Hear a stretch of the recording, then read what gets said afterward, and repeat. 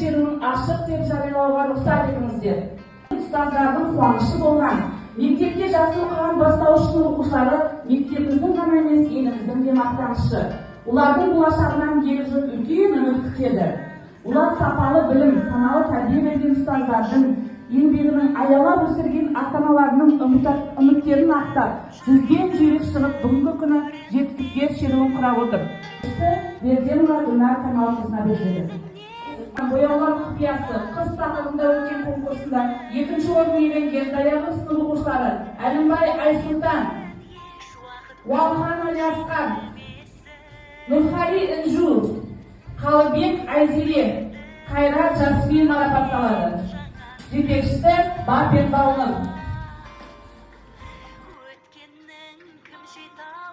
Абай оқулары конкурсына қатысып, екінші орын иеленген даярлық сынып оқушылары Мерекебай Еркеғали, Әлімбай Раяна, Уалхан Алиасқан, Ермек Әбілбек, Қайрат Жасмин марапатталады. Жетекшісі Бапен Баулын.